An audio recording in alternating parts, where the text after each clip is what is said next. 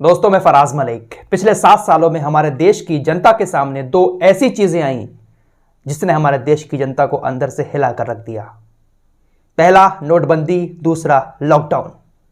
हमारे देश के लोगों ने नोटबंदी का भी नाम नहीं सुना था और लॉकडाउन का भी नाम नहीं सुना था, लेकिन अचानक से जब हमारे लोगों के सामने आई रात को 12 बजे तो हमारे देश के लोग अंदर से हिल गए थे।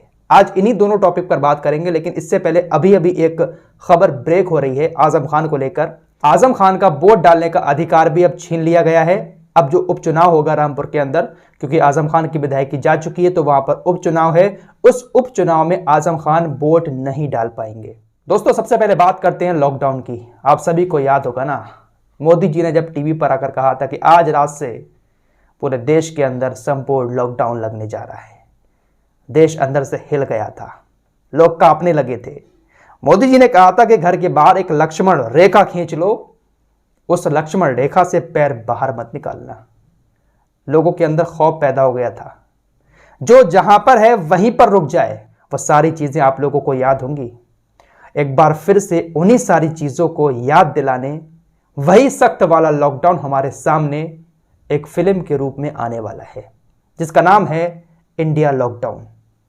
इंडिया लॉकडाउन फिल्म आने वाली है और ये 3 दिसंबर को OTT प्लेटफॉर्म पर रिलीज की जाएगी। इसका ट्रेलर आज आया है, जिसको देखने के बाद यकीन मानो वो वक्त याद आ गया और आंखों में आंसू भी आ गए। आंखों में आंसू आने के साथ साथ गुस्सा भी बहुत ज्यादा आया, यादें ताज़ा हो गई। आप लोगों को ये ट्रेलर देखना चाहिए और ये फिल्म भी देखनी चाहिए, ताकि आप लोगों को अब एहसास हो कि उस वक्त क्या आलम था।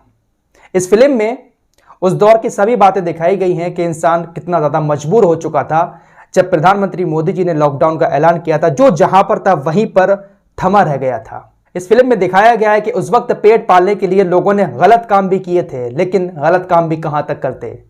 इस फिल्म में यह भी दिखाया गया है कि जो अमीर लोग थे वो अपने घरों में बैठकर चैन सुकून से अपनी फैमिली के साथ टाइम बिता रहे थे। उन लोगों को मौका मिला था फैमिली के साथ टाइम स्पेंड करने का, क्योंकि बड़े लोग फैमिली के साथ ज़्यादा नहीं बैठ पाते हैं। लेकिन लॉकडाउन लगा तो वो लोग एंजॉय कर रहे थे कि हम अपनी फैमिली के साथ टाइम बिता रहे हैं। वहीं दूसरी तरफ गरीब एक एक टुकड़े के लिए भटक रहा था, जो जहां था वहीं पर फंस गया था। खाना खत्म हो गया, सोचा कि घर चले जाएं, लेकिन घर जाना भी इतना आसान नहीं था। आप लोगों ने देखा होगा कैसे लोग साइकिलों से पैदल चल चल के अपने घरों पर गए थे। वो सारी चीज़ें इस फिल्म में दिखाई गई हैं। उस खतरनाक दौर को महसूस कराया गया है।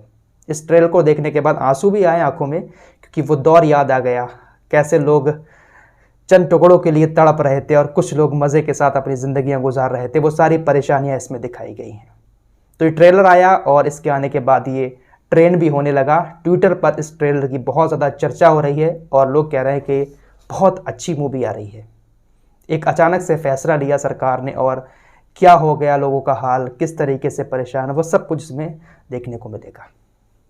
फिलहाल अब चलते हैं नोटबंदी की तरफ। नोटबंदी का भी फैसला प्रधानमंत्री मोदी जी ने रात के 8 बजे अचानक से लिया था कि आज रात 12 बजे से 500 और 1000 के नोट बंद होने वाले हैं। लोगों के लिए ये भी एक नई बात थी कि अचानक से ये क्या कह दिया। लोग अपने घरों में पैसे तलाशने लगे कि हमारे पास 500 और 1000 के नोट कितने पड़े हैं। फिलहाल वो लंबी लंबी लाइनों में लगना, धक्के खाना, पुलिस के डंडे खाना, 2-4 हज़ार रुपए के लिए घंटों घंटों ATM की लाइन में लगना, वो सारी चीज़ें आप लोगों को याद होंगी। 6 साल के बाद सुप्रीम कोर्ट ने इस मामले पर केंद्र सरकार से एक जवाब मांगा था कि आपने आखिर नोटबंदी क्यों की थी, क्योंकि नोटबंदी के खिलाफ कई सारी याचिकाएं दायर की गई थी सुप्रीम कोर्ट में, जिसमें यह भी दलील दी गई थी कि केंद्र सरकार के पास इतना अधिकार नहीं है कि वो चलन में जो नोट है उन सारे नोटों को एकदम से पूरे देश के अंदर बंद कर दे। कुछ गाइडलाइंस के हवाले देकर सुप्रीम कोर्ट में याचिकाएं नोटबंदी के खिलाफ दायर की हुई हैं, जिस पर पिछले महीने सुप्रीम कोर्ट ने केंद्र सरकार से जवाब मांगा था कि आपने नोटबंदी अचानक से क्यों की थी। 6 साल के बाद जवाब मांगा। अब इस पर केंद्र सरकार ने जवाब दिया। केंद्र सरकार ने कहा कि आतंकवाद को ख़त्म करने के लिए, जाली नोटों के कारोबार को ख़त्म करने के लिए और बहुत सारे गलत काम हो रहे थे, उन सारे कामों को रोकने के लिए नोटबंदी की गई थी। बाकी क्या क्या कहा सरकार ने वो सारी आपकी स्क्रीन पर लगा देता हूं। जो बातें प्रधानमंत्री मोदी जी पहले कह चुके हैं नोटबंदी को लेकर, वही सफाई केंद्र सरकार ने अब सुप्रीम कोर्ट में दी है नोटबंदी को लेकर कि RBI से पूरा मशवरा करने के बाद ही नोटबंदी की गई थी। भ्रष्टाचार, काला धन, ये सारी चीज़ें जो उस वक्त चल रही थी, जाली नोटों का कारोबार, उन सभी चीज़ों पर रोक लगाने के लिए नोटबंदी की गई थी। लेकिन शायद जाली नोटों का कारोबार अभी भी चल रहा है, आतंकवाद अभी भी ख़त्म नहीं हुआ है, वो सारी चीज़ें आज भी वैसी की वैसी शायद हम लोगों के सामने देखने को मिलती हैं। लेकिन पिछले 7 साल में ये 2 चीज़ें हमारे सामने ऐसी आई हैं ना, जिसने हमको अंदर से हिला कर रख दिया था। फिलहाल इस रिपोर्ट में इतना ही। मिलते हैं एक और नए वीडियो के साथ, तब तक के लिए अपना ख्याल रखिए।